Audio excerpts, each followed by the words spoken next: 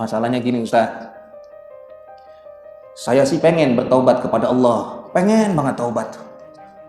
Tapi yang jadi masalahnya ntar buat dosa lagi, ntar maksiat lagi. Jadi ngapain saya taubat kalau ntar ujung-ujungnya saya dosa lagi. Yang begini ajak jalan-jalan, muter-muter dari pagi. Mau ke pantai kek, terus aja ntar balik lagi, lanjut ke puncak.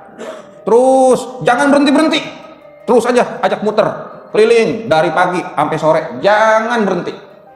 Entah juga dia bilang begini, Bang, nggak pengen makan apa, dari tadi muter-muter aja, kagak pakai berhenti, ke warteg kek, ke warung Padang kek, muter-muter doang kayaknya kita kagak berhenti. Makan dulu ngapa kita dari pagi sampai sore begini belum makan? Kita jawab, buat apa makan kalau ntar ujung-ujungnya lapar lagi. Kata dia, lah kalau lapar lagi Bang, makan lagi.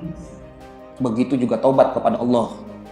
Jikalau kita melakukan kesalahan, kita berbuat dosa, segera kita bertobat kepada Allah. Kalau nanti seandainya kita terjerumus lagi dalam dosa, taubat lagi. Kejebak lagi ngelakuin dosa, maksiat lagi, taubat lagi. Jangan pernah bosan bertaubat selama diri belum bosan bermaksiat. Terus bertobat sampai kita bosan bermaksiat.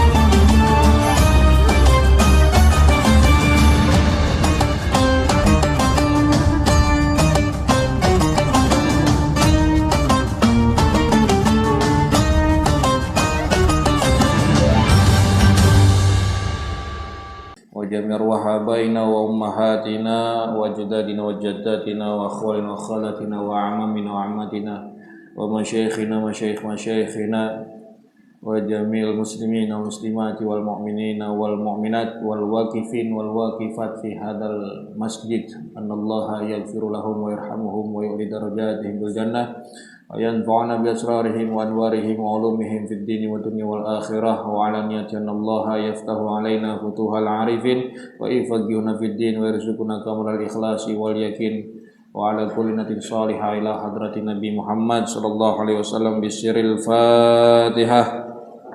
أعوذ بالله من الشيطان الرجيم. بسم الله الرحمن الرحيم. الحمد لله رب العالمين الرحمن الرحيم مالك يوم الدين إياك نعبد وإياك نستعين اهدنا الصراط المستقيم صراط الذين أنعمت عليهم غير المغضوب عليهم ولا الضالين آمين. بسم الله الرحمن الرحيم.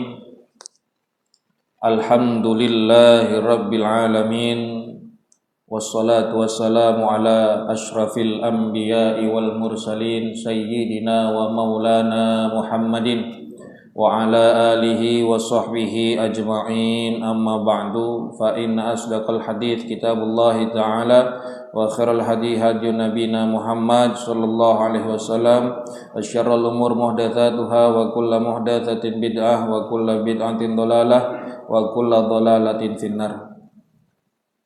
Jamaah kaum muslimin muslimat Masjid Jami Al-Ikhlas Pelumpang yang mulia dan dimuliakan oleh Allah Subhanahu wa taala. Mudah-mudahan hadirnya kita di pagi hari di bulan Ramadan ini Allah taala tambahkan keimanan kita, Allah taala berikan kita keistiqomahan di dalam taat beribadah kepada Allah Subhanahu wa taala, dan yang menjadi harapan kita pulangnya kita dari masjid ini, Allah taala ampunkan segala dosa-dosa kita dan Allah taala menerima amal ibadah kita, khususnya amal ibadah yang kita lakukan pada bulan Ramadan tahun ini. Amin ya Allah ya rabbal amin ya rabbal alamin. Jamaah yang dimuliakan oleh Allah Subhanahu wa taala, di dalam perjalanan spiritual seorang hamba Allah yang ingin menuju kepada Allah Subhanahu wa taala, hamba yang ingin hidup dalam keadaan bahagia, baik hidup di dunia maupun hidup di akhirat, maka tahap yang pertama yang harus dilakukan oleh seorang hamba tersebut adalah bertaubat kepada Allah Subhanahu wa taala, sehingga bertaubat itu adalah jalan pertama menuju kita kepada Allah Subhanahu wa taala yang maha suci. Oleh karena Allah itu maha suci, maka yang layak dan yang boleh untuk dekat dengan Allah adalah hamba yang suci. Allah maha suci, maka yang boleh untuk dekat dengan Allah adalah orang yang suci. Untuk menuju kesucian itu, maka seorang hamba perlu bertaubat kepada Allah Subhanahu wa taala, memohon ampun atas segala dosa dan perbuatan maksiat yang telah ia lakukan. Sebab tanpa bertaubat akan sulit bagi dirinya untuk mendekat kepada Allah Subhanahu wa taala. Kalau kita punya salah sama orang, mau ketemu sama orang tersebut aja kita malu. Mau dekat dengan orang tersebut kita nggak bisa, karena kita ngerasa diri kita punya salah sama orang itu. Maka kalau seorang hamba tidaklah bertobat kepada Allah, bagaimana ia bisa dekat dengan Allah? Bagaimana kita bisa bertobat kepada Allah? Artinya bagaimana orang itu ada muncul di dalam dirinya keinginan yang kuat, tekad yang besar untuk selalu bertobat kepada Allah Subhanahu wa taala. Kalau kita pengen punya keinginan kuat, azam, tekad yang besar untuk kita selalu bertaubat kepada Allah, maka ada beberapa langkah yang harus dilakukan oleh kita. Yang pertama, kita harus membaca dampak buruk dari dosa.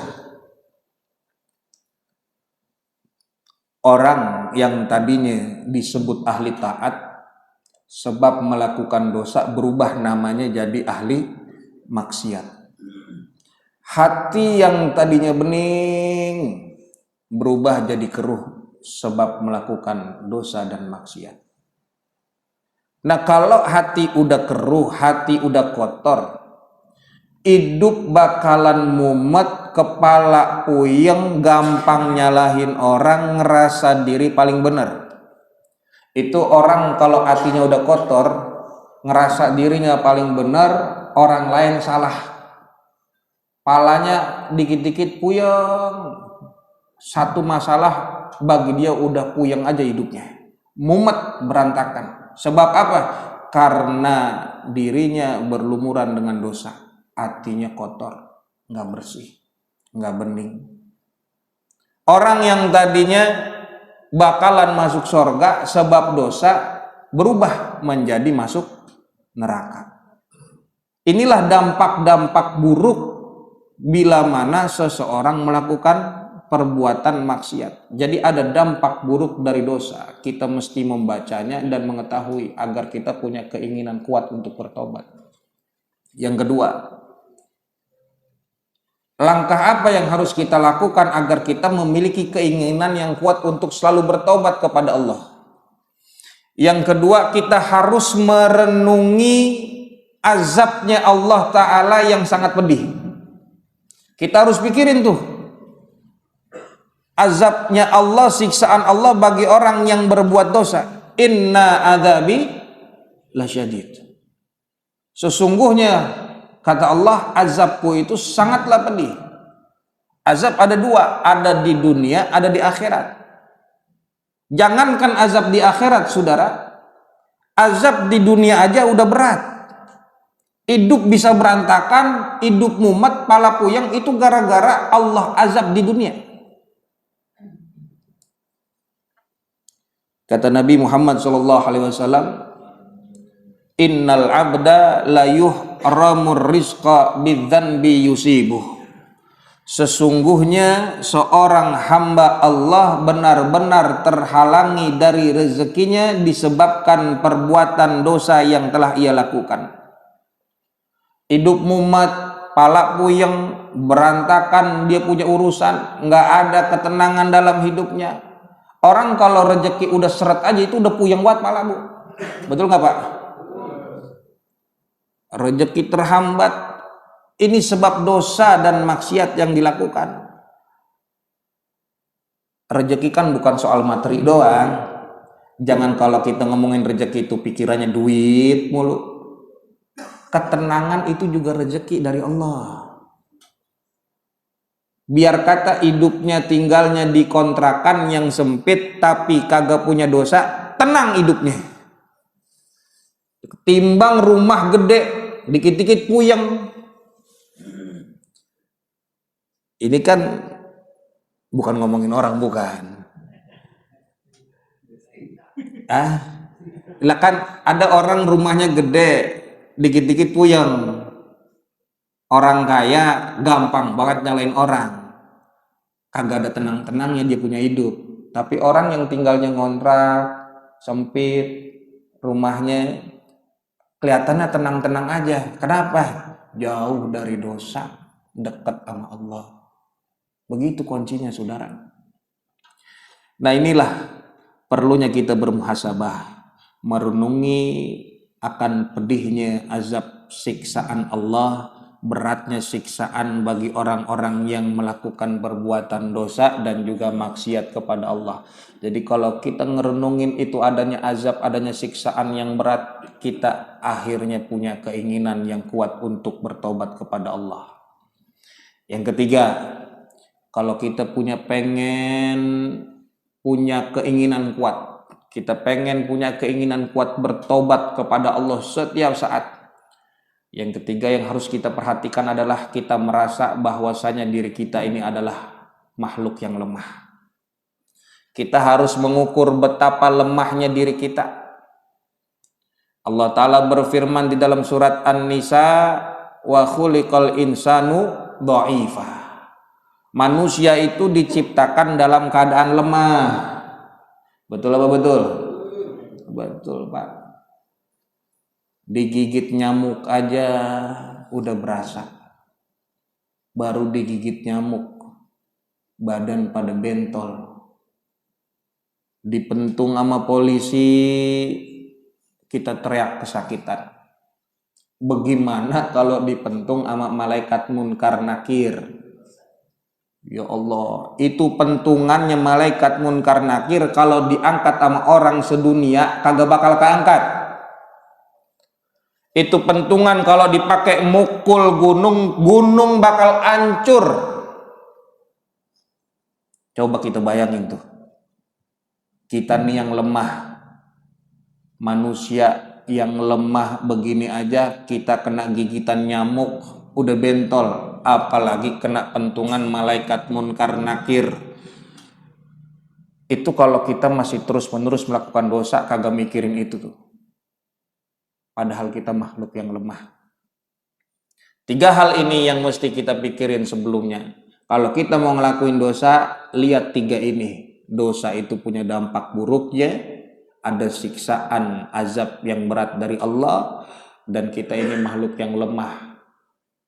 Ini mesti kita pikirin, kita perhatiin. Jadi kalau kita begini, kita ngukur diri, kagak pantas-pantasnya kita ngelakuin dosa.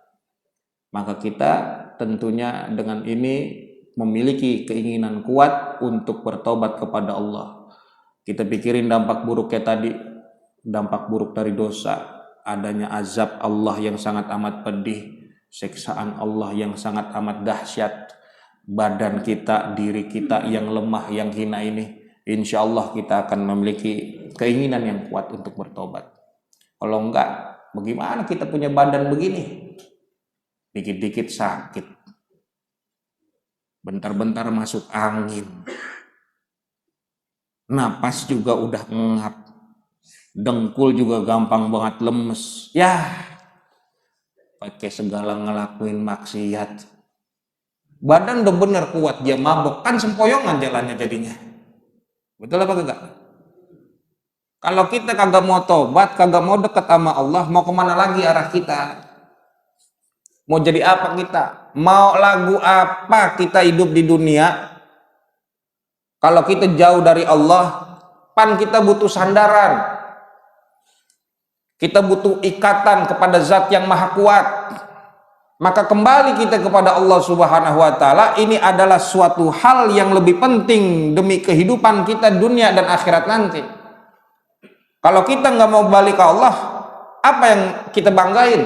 Apa lebih berharga dosa daripada bertobat kepada Allah, sehingga kita kurang mau bertobat kepada Allah, dan kita lebih bertahan dengan melakukan dosa, keenakan ngelakuin maksiat. Masalahnya gini Ustaz, saya sih pengen bertobat kepada Allah, pengen banget taubat, tapi yang jadi masalahnya ntar buat dosa lagi, ntar maksiat lagi. Jadi ngapain saya taubat kalau ntar ujung-ujungnya saya dosa lagi? Ada nggak yang begini tuh? Assalamualaikum. Ada nggak yang pemikirannya begitu? Ngapain saya tobat, entar juga dosa lagi. Tuh kata dia begitu. Yang begini ajak jalan-jalan, muter-muter dari pagi, mau ke pantai kek, terus aja entar balik lagi, lanjut ke puncak, terus jangan berhenti-berhenti, terus aja ajak muter keliling dari pagi sampai sore, jangan berhenti. Entah juga dia bilang begini, Bang, nggak pengen makan apa? Dari tadi muter-muter aja, kagak pakai berhenti, ke warteg kek, ke warung Padang kek, muter-muter doang kayak ini, kita kagak berhenti. Makan dulu ngapa kita? Dari pagi sampai sore begini belum makan. Kita jawab, buat apa makan? Kalau ntar ujung-ujungnya lapar lagi. Kata dia, lah kalau lapar lagi Bang, makan lagi. Begitu juga taubat kepada Allah. Jikalau kita melakukan kesalahan, kita berbuat dosa, segera kita bertobat kepada Allah. Kalau nanti seandainya kita terjerumus lagi dalam dosa, taubat lagi. Kejebak lagi ngelakuin dosa, maksiat lagi, taubat lagi. Maksiat lagi, taubat lagi. Jangan pernah bosan bertobat selama diri belum bosan bermaksiat. Terus bertobat sampai kita bosan bermaksiat. Tuh, begitu saudara. Assalamualaikum. Kita kalau ada yang ngomong begitu, diajak taubat kagak mau, ajak jalan-jalan. Muter-muter, jangan berhenti, jangan kasih makan, jangan kasih minum. Ya. Mau nggak begitu? Jamaah yang dimuliakan oleh Allah, kalau ada orang berbuat dosa, ngelakuin maksiat, nggak mau bertobat, yang begini tadi modelnya tuh kena tipu daya iblis, kena yang namanya talbisu iblis, tipu daya iblis, tipu daya setan. Sebab dari mana dia punya keyakinan? Yang muncul di pikiran dia bahwa nanti kalau berbuat dosa, setelah bertobat berbuat dosa lagi. Kan bisa jadi setelah dia bertobat, Allah jaga dia, Allah selamatin. Kan bisa begitu, betul gak? Atau bisa jadi setelah dia bertobat, ajalnya datang, mati dia sebelum berbuat dosa lagi. Kan kita nggak tahu mati kitanya kapan. Jangan sampai kita mati sebelum bertobat kepada Allah. Naudzubillah min dzalik. Sama kayak begini, duit ada banyak, jalan-jalan bisa kemana aja nyampe, dalam negeri nyampe, sampai luar negeri nyampe, tiap bulan kagak pernah lewat, jalan-jalan mulu, tiap minggu mungkin dia jalan-jalan ke Bali, ke luar negeri, Singapura, Malaysia, nyampe dia, tapi umroh ke Mekah kagak nyampe, ziarah ke Madinah kagak nyampe. Ada nggak yang begitu orangnya? Ada nggak yang begitu orangnya? Di sini ada nggak yang begitu orangnya? Kagak ada duitnya kemana aja nyampe. Giliran ditanya, Bang, ngapa emang belum umroh? Padahal duit ada. Kata dia begini, Bagaimana saya mau umroh Ustadz? Saya belum siap, saya belum jadi orang benar. Ini namanya orang yang tertipu dengan tipu daya setan. Kenapa dia tertipu? Ya kan, kalau misalkan orang pulang dari umroh, biar kata bengal lagi, maksiat lagi, pulang dari Mekah, ngelakuin dosa lagi, itu kan dosanya kehitung lagi dari nol. Sebab dia umroh, dosa yang tadi ribuan kehapus. Tapi itu kan kalau emang dia nyampe pulang lagi kemari. Kalau misalkan bisa jadi nih, belum keburu pulang ke Indonesia, dia mati di Mekah, dia mati di Madinah, kan nikmat begitu, betul nggak? Atau dia pulang umroh, Allah jaga dia, Allah selamatin dia jauh dari maksiat, Allah rubah hidupnya ke arah yang lebih baik, kan nikmat begitu, betul nggak? Jadi jangan ada pikiran kalau tobat terdosa lagi, cuma dosa ntar tobat dosa lagi, nggak ada yang percuma. Orang perempuan, saya tanya, wajib nggak nutup aurat? Orang perempuan wajib nggak nutup aurat? Wajib pakai hijab, pakai kerudung. Disuruh pakai kerudung kagak mau. Kata dia, saya belum bisa pakai kerudung, Pak Ustadz, belum siap, belum jadi orang yang benar. Ada nggak yang begitu? Saya tanya, ada nggak yang begitu? Pakai ada lagi omongan, percuma pakai hijab kalau akhlaknya belum baik, percuma pakai kerudung kalau hatinya belum benar, percuma nutup aurat kalau masih doyan maksiat. Entar aja pakai kerudungannya kalau udah jadi orang benar, entar aja nutup auratnya kalau akhlaknya udah baik. Ini namanya perempuan yang tertipu dengan tipu daya setan. Kenapa dia tertipu? Sebab menutup aurat itu adalah perintah Allah Subhanahu wa ta'ala. Gimana akhlaknya mau baik, gimana dia jadi orang benar kalau nutup aurat yang merupakan perintah Allah aja dia masih ngebangkang. Kalau udah nutup aurat, udah pakai kerudung, masih belum bener juga akhlaknya, pelan-pelan yang dibenerin akhlaknya, bukan malah yang dibuka kerudungannya, malah ngumbar auratnya. Kan namanya kebaikan butuh tahapan, namanya proses menuju kebaikan. Kan bisa jadi yang tadinya dia suka ngumbar aurat, kagak pakai kerudung, akhlaknya belum bener kata dia, kemudian dia berubah nutup auratnya, dia pakai kerudung, Allah jaga dia, Allah selamatin dia, jauh dia dari keburukan, Allah rubah hidupnya ke arah yang lebih baik, kan nikmat begitu, betul apa enggak? Atau bisa jadi setelah dia berubah, dia nutup aurat, dia pakai kerudung, ajalnya datang, dia mati, kan enak tuh begitu, betul apa kagak?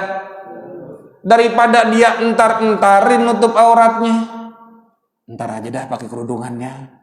Cuma karena pengen ngebenerin akhlaknya, biar dia jadi orang bener dulu, baru dia nutup aurat. Belum sampai bener jadi orang, udah mati duluan. Gimana kalau begitu? Assalamualaikum. Gimana kalau begitu?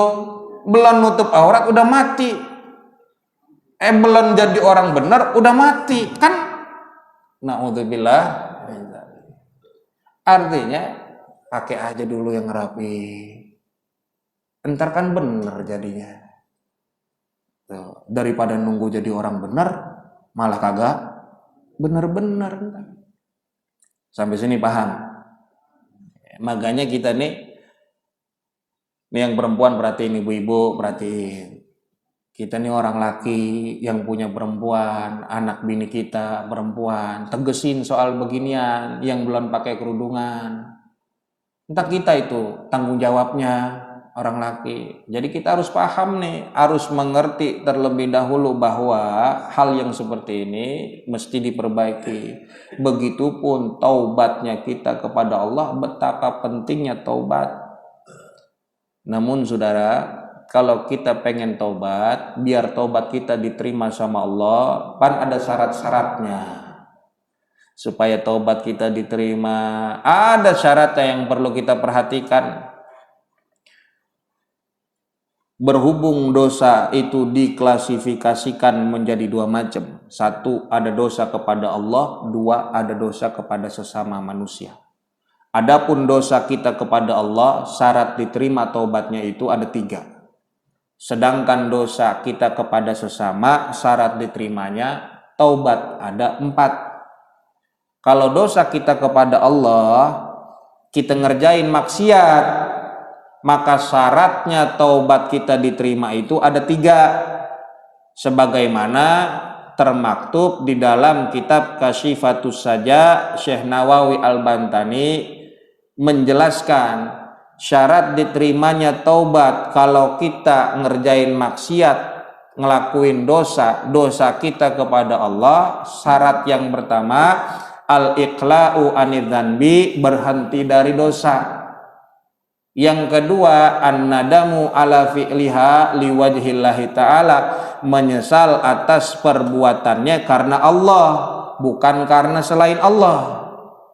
Yang ketiga, syaratnya adalah al-azmu ala an la ya'uda ila mithliha abada, berjanji, bertekad tidak akan mengulanginya.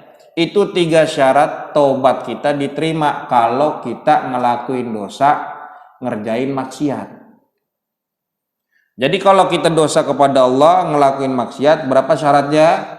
Ada 3 syarat biar taubat kita diterima. Contoh, orang doyan mabok-mabokan, maka taubatnya 1, berhenti dari mabok-mabokan. 2, menyesal karena udah ngerjain mabok-mabokan. Menyesalnya karena Allah, bukan karena disuruh sama manusia, bukan karena terganggu kesehatan, bukan karena kagak punya duit lagi, ngapa kagak mabok. Dan yang ketiga, janji tidak lagi mabuk-mabukan, barulah tobatnya diterima sama Allah. Itu pun kalau emang dia berhentinya tadi menyesalnya karena Allah Subhanahu wa ta'ala. Kalau dia berhenti nggak mabok lagi karena kagak punya duit, karena orang lain, karena pasangannya yang bilang, yang nyuruh dia, atau karena udah sakit-sakitan, terganggu kesehatannya, dia berhenti tuh mabok. Bang, ngapa bang kagak mabok lagi? Nggak punya duit gua buat beli anunya. Tuh. Yang begitu namanya bukan tobat, emang dia berhenti doang sementara. Ngapa emang kagak mabuk lagi? Diomelin gua sama bini gua. Nah, ini mah namanya bukan karena Allah.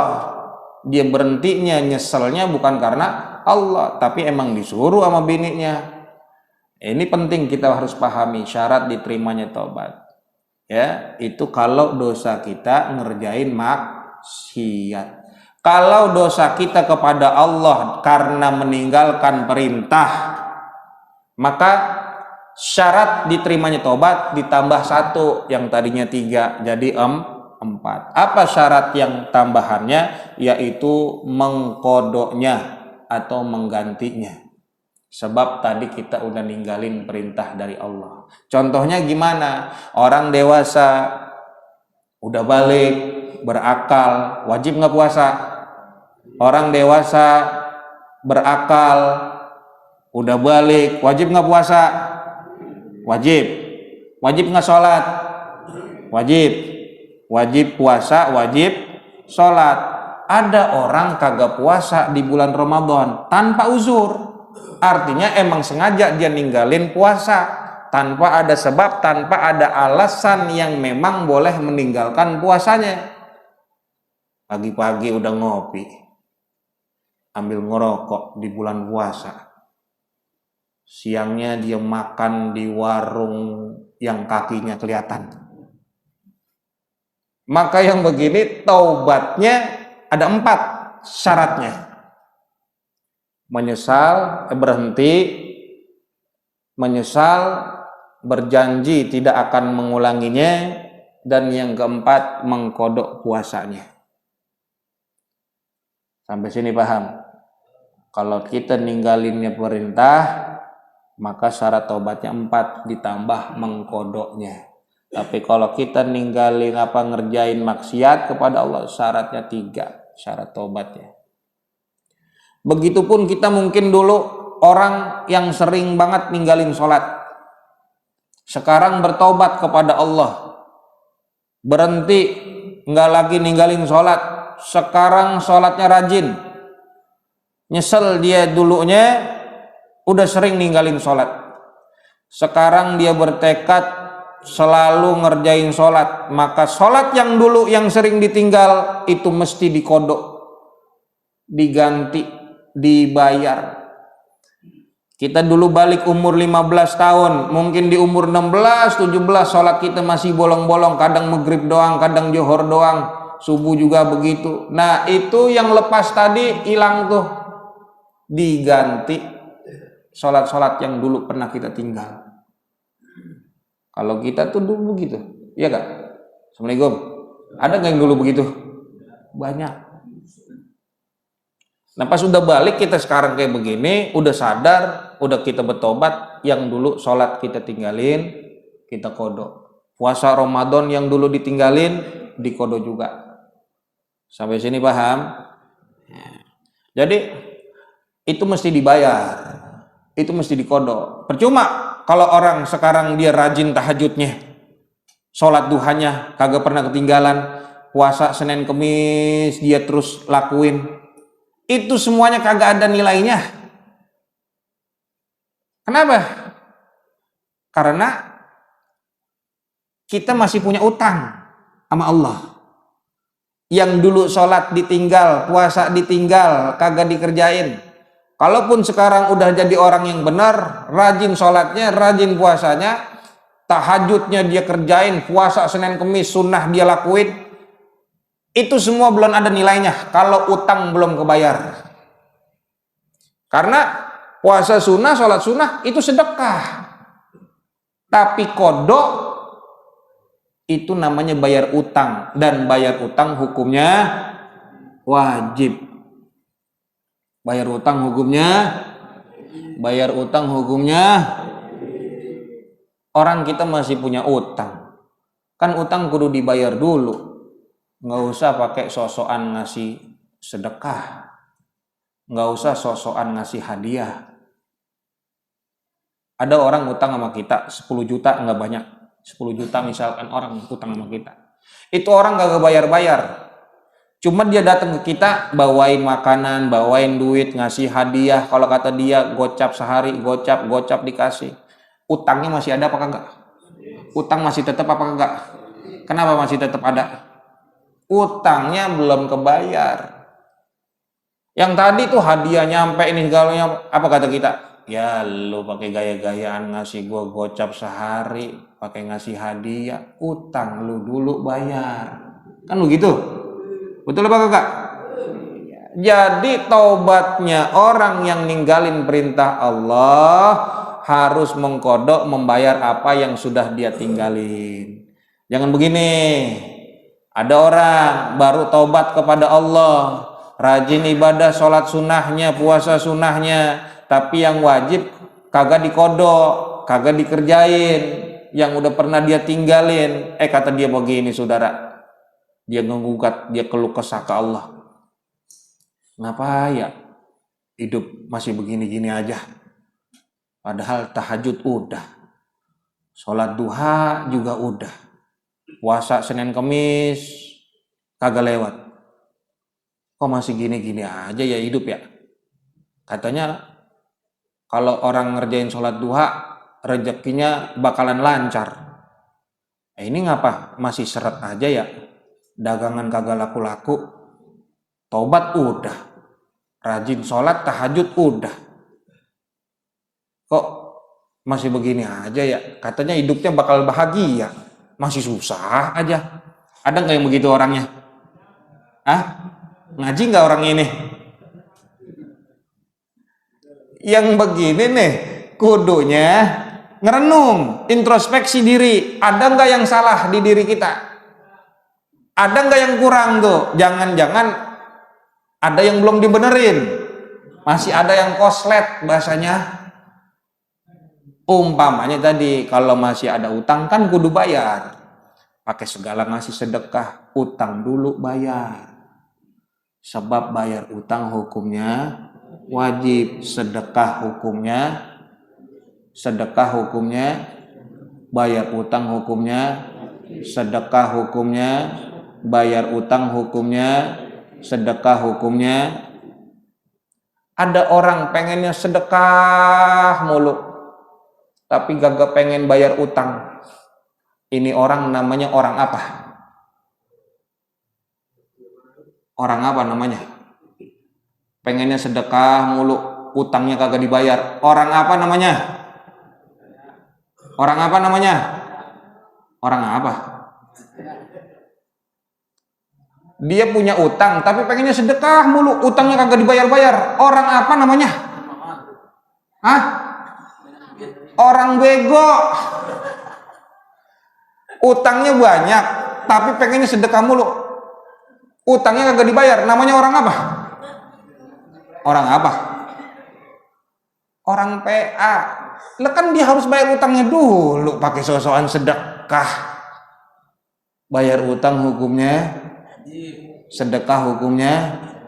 Ada orang pengennya sedekah mulu, bayar utang kagak mau. Namanya orang apa? Apa yang ngomong tuh ya? Baik. Jadi begitu, kalau kita pengen hidup bahagia, senang dunia akhirat, kagak ngerasa susah, kudu banyakin taubat, kerjain perintah, tinggalin larangan. Itu kalau dosa kita kepada Allah. Kalau kita ngelakuinnya maksiat, sebab ngerjain yang dilarang sama Allah, maka syarat diterimanya taubat ada 3. Tapi kalau dosa kita kepada Allah karena ninggalin perintah, maka syarat diterimanya taubat ada 4. Ditambah wajib dikodok, wajib diganti, bayar utang namanya. Paham? Yang kedua, apabila dosanya sesama manusia, dosa sama antara kita.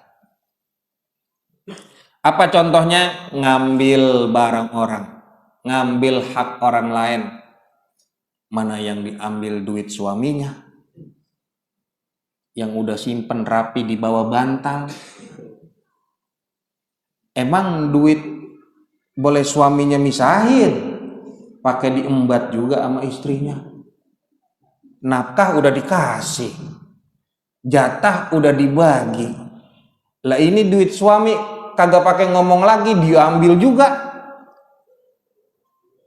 Mana kata suaminya, ya Allah, padahal saya udah ngelakuin apa itu yang dikasih amalan nama Ustadz, saya udah bacain itu duit, saya bacain ayat kursi, masih hilang juga. Apa itu tuyulnya ikut ngaji, itu tuyul?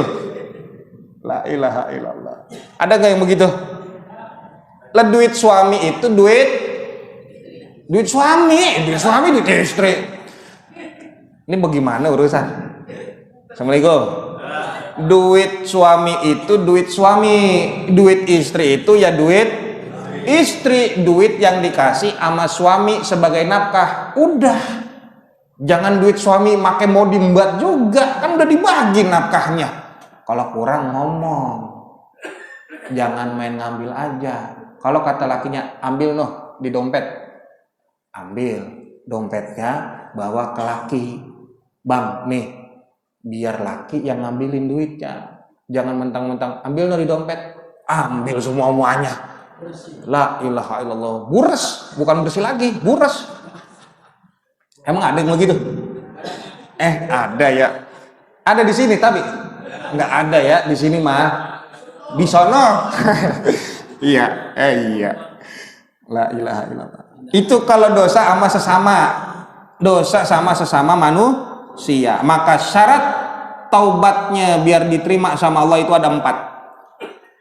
1, tadi berhenti dari dosa. 2, menyesal dia karena Allah. 3, dia berjanji, bertekad kagak bakal ngulangin lagi. Yang keempat, kata Syekh Nawawi, raddudz dzulamah ila sahibiha au tahsilul bara'ati minhu tafsilan la ijmala, yaitu mengembalikan atau menggantinya kepada orang yang punya, atau mendapatkan pembebasan darinya alias minta ridhonya. Tuh syarat biar tobat kita diterima sama Allah. Kalau dosa kita sama sesama manusia ada 4. 1 berhenti dari dosa, 2 nyesel, 3 janji kagak ngulangin lagi, yang keempat ngebalikin, kalau kagak minta ridhonya. Sampai sini paham? Jadi itu syarat-syaratnya. Kalau kita pernah salah sama orang, ada dosa sama orang, begitu cara taubat kita biar diterima sama Allah Subhanahu wa taala. Nah, jemaah, andaikan gini. Kita nih diundang sama raja. Datang kita ke istana. Kan kalau udah diundang sama raja, pengennya kita dihormatin. Betul apa enggak? Karena yang ngundang raja. Nah, kita datang tuh, ketemu sama raja, kita masuk ke istana. Duduk kita berdua sama raja nih. Lagi duduk berdua sama raja, tiba-tiba ada orang nyampe, datang ke depan kita. Kata dia begini, tuh orang ngomong di depan raja, ngomong ke kita di depan raja. Kata itu orang, "Bang, lu dulu punya utang sama gua goceng. Bayar, Bang." Ngomongnya di depan raja tuh. Saya mau tanya, malu apa kagak kita begitu? Ditagih utang di depan raja, goceng lagi. Itu di dunia. Coba kita pikirin kalau di akhirat kita lagi ketemu sama Allah, ada orang datang sama kita. Kata itu orang, "Ya Rob, ya Allah, ini orang pernah nyolong mangga di rumah saya." Malu nggak kita? Mangga sebiji ditagih di akhirat. Malu nggak kita begitu? Nah, biar kita kagak malu di akhirat, balikin dah di dunia. Apa yang udah kita ambil dari orang lain, barang orang, hak orang lain, kita balikin. Kalau kagak tadi kita minta maaf, minta ridhonya. Kalau emang itu punya orang, balikin buru-buru. Jangan dientar-entarin. Ya kan punya orang. Jangan pakai ngaku-ngaku itu punya kita. Udah begitu, udah dia ngambil, ketahuan, kagak ngaku, sampai sumpah-sumpah, "Demi Allah ini punya saya." Dia kata begitu.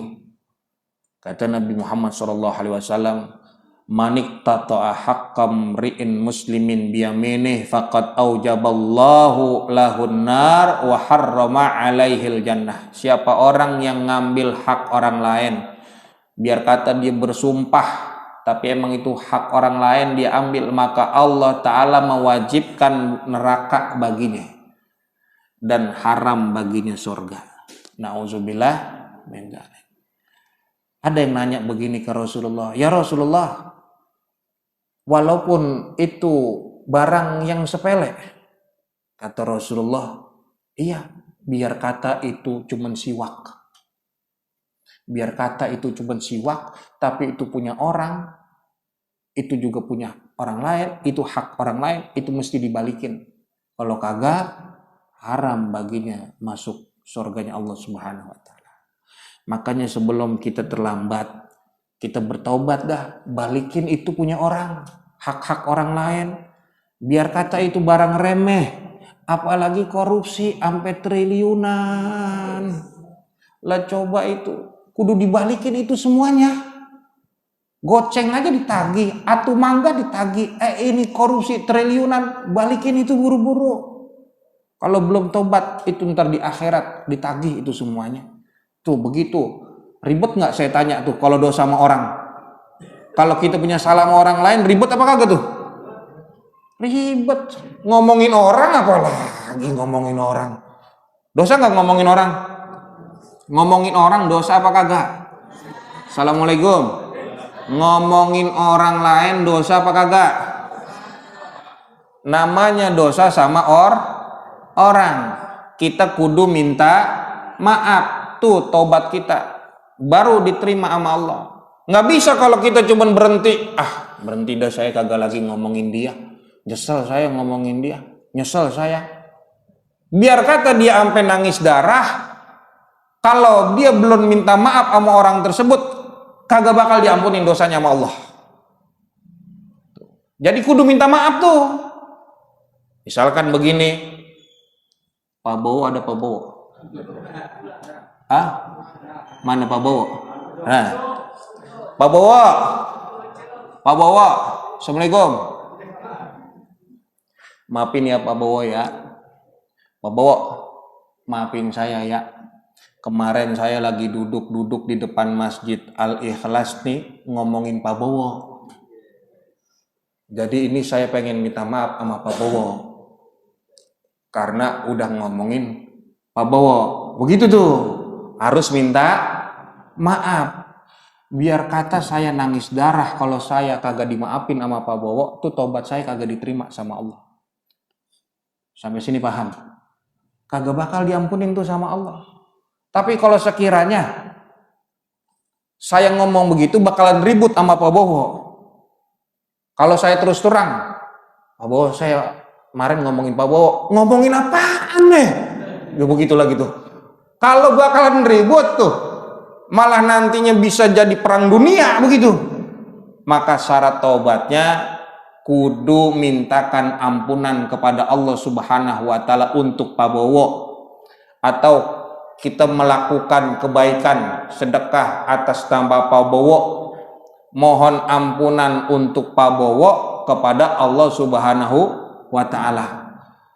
Tiap hari itu dibaca, Allahumma gfirli walahu, ya Allah ampunin dosa saya, ya Allah ampunin dosa Pak Bowo, ya Allah ampunin dosa Pak Bowo, ya Allah ampunin dosa Pak Bowo. Itu buat Pak Bowo doang, belum Pak Gibran, belum Pak Joko,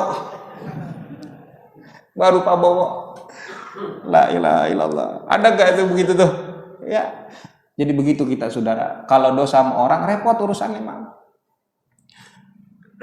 Ya kudu diomongin, maksudnya kudu minta maaf. Dan orang tersebut memaafkan kesalahan kita. Kalau misalkan orang itu kagak mau maafin, terus kita sungguh-sungguh minta maaf sama dia. Jadi begitu tuh repotnya kalau kita dosa sama orang, ngomongin orang, ngambil hak orang lain. Mana yang diomongin gurunya lagi. Ayo buat ustadz begitu, ustadz katanya. Ada nggak yang begitu? Ngaji orangnya? Ngaji. Jadi taubat atas dosa kita kepada orang itu juga harus ada ilmunya. Sekiranya kita punya salah sama orang dan kesalahan itu masih bisa dimaafin kayaknya, perlu kita terus terang minta maaf sama dia. Tapi kalau sekiranya itu kesalahan besar, kalau diomongin malah jadi ribut, malah jadi berantem, bisa jadi orang itu kagak nerima kita punya salah karena kesalahannya mungkin terlalu besar gitu tuh. Kalau kita omongin kan bisa jadi tuh orang marah. Betul apa enggak? Contohnya gimana? Ini lagi rame perselingkuhan. Kan gak mungkin kita ngomong ke lakinya, Bang, maafin saya ya. Ngapa? Kemarin bini abang sama saya habis main perosotan. Kan kagak mungkin begitu kita omongin. Betul apa enggak? Malah bisa jadi tambah parah urusannya. Bisa jadi berantem. Kagak bakal nerima lakinya kita omong begitu. Nah kan kalau begitu repot urusan, takut malah jadi entar ribut, berantem, bisa perang dunia. Dia kagak bakal nerima bang, betul bang? Iya. Kalau begitu namanya kagak usah diomongin. Kagak usah pakai ngomong kita, cukup dah kita nyesel. Berhenti, nyesel udah ngelakuin, kudu nyeselnya benar gitu tuh. Iya nyeselnya benar. Lah kalau cuma berhenti doang tapi kagak nyesel gitu tuh. Nyesel dia sama dia, besok sama adeknya, kan sama aja. Kagak jadi itu taubatnya. Jadi terus juga janji kagak ngulangin lagi. Kalau urusan minta redho cukup tadi mintakan ampunan kepada Allah untuknya, atau kita berbuat baik, kita sedekah atas nama fulan bin fulan, atas nama dia. Jadi ya kalau misalkan itu tadi bakal nimbulin keributan begitu dah. Kayak orang maling duit maling duit 1 juta. Dia tobat, diomongin sama dia terus terang. Kan tuh yang ngerasa diambil bisa jadi marah dia. Atau bisa jadi, apaan 1 juta? 5 juta lu ambil duit gua. Tuh, dilebih-lebihin dah. Ya, kalau begitu gimana, Zat? Udah transfer aja dah. Karena mereka rekeningnya langsung 1 juta gitu tuh. Gak usah pakai diomong, kemarin ngambil duit 1 juta. Ya diomong, berantem urusan. Ya, jangan kan orang lain. Adek abang aja berantem gara-gara duit. Adek abang itu. Ya. Atau gimana Ustaz kalau misalkan orangnya udah meninggal dunia. Orangnya udah mati. Kita buat salah sama dia. Kan kagak mungkin kalau kita gali kuburannya. Atau orang itu kita udah tahu orang itu udah nggak tahu dah tuh ngilang kemana. Udah nggak tahu tinggal di mana dia. Kalau masih bisa cari sih, cari dah tuh, kita minta maaf, minta redonya. Kalau udah nggak tahu di mana, apalagi tuh orang udah meninggal. Nah kalau emang udah kagak bisa, tadi caranya mintakan ampunan kepada Allah untuknya dan berbuat baik kepada siapapun dengan atas nama Fulan bin Fulan. Itu kita lakuin tiap hari tuh. Itu dilakuinnya tiap hari. Ya Allah ampunin dosa dia, ya Allah ampunin dosa dia. Terus begitu. Ampunin dosa Pak Bowo tadi itu gitu ya. Itu baru Pak Bowo, belum Pak Gibran. Ya. Iya, belum lagi Pak Joko. Tahu Joko mana kali. Iya, itu syarat-syaratnya agar taubat kita diterima oleh Allah. Jadi kita ulang, kalau dosa kita sama Allah, syaratnya ada 3. Itu pun kalau terkait ngerjain maksiat. Tapi kalau dosanya kepada Allah gara-gara ninggalin perintah, syaratnya ada 4 ditambah dengan mengkodok, membayar apa yang udah dia tinggal. Tapi kalau dosa kita sama manusia, syaratnya ada 4. Ya, tadi ditambah kita ngebalikin apa yang menjadi hak orang tersebut dan kita minta ridhonya gitu tuh, minta maaf kepada dia. Jadi kalau udah tahu begini Bapak Ibu, jamaah yang dimuliakan oleh Allah Subhanahu wa taala, maka bisa saya katakan nih, ya, tapi bukan berarti kemudian membenarkan dosanya orang yang mabok-mabokan itu dibandingkan dosanya nyolong duit orang 1000, itu lebih berat dosanya nyolong duit 1000. Dia mabok-mabokan, dosanya berarti dia ngerjain larangan maksiat kepada Allah. Dosanya dia nyolong duit 1000, dia ngambil hak orang, dosanya kepada sesama. Lebih berat dosanya nyolong duit 1000 daripada dosanya mabok-mabokan. Paham? Ya itu tadi, karena tadi syarat diterimanya taubat atas dosa kita kepada manusia itu lebih berat dibandingkan taubatnya kita atas dosa kepada Allah Subhanahu wa taala. Mudah-mudahan kita diberikan kekuatan oleh Allah, kita diberikan kesempatan untuk bertobat kepada Allah Subhanahu wa taala, khususnya di bulan Ramadan ini yang mana orang bertobat, tobatnya akan diterima oleh Allah, di mana orang mohon ampun maka Allah taala berikan ampunan, di mana limpahan maghfirah ampunan Allah di bulan Ramadan ini sangat luas. Mudah-mudahan kita mendapatkan ampunan dari Allah dan taubat kita diterima oleh Allah Subhanahu wa taala. Wallahu a'lam bishawab. Bisiril Fatihah. A'udzubillahi minasyaitonir rajim. Bismillahirrahmanirrahim. Alhamdulillahirabbil alamin. Arrahmanir rahim. Maliki yaumiddin. Iyyaka na'budu wa iyyaka nasta'in. Ihdinas siratal mustaqim.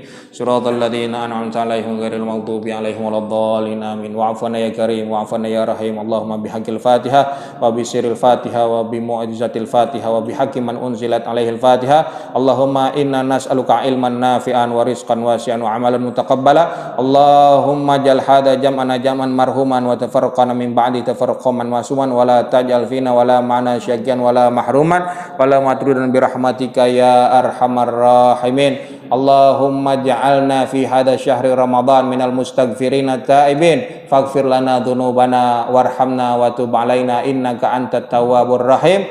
Allahumma ja'alna minal ladzina yastami'una qawla fayattabi'una ahsana. Wa sallallahu ala sayyidina Muhammadin wa ala alihi wa sahbihi wa baraka wa sallam walhamdulillahi rabbil alamin.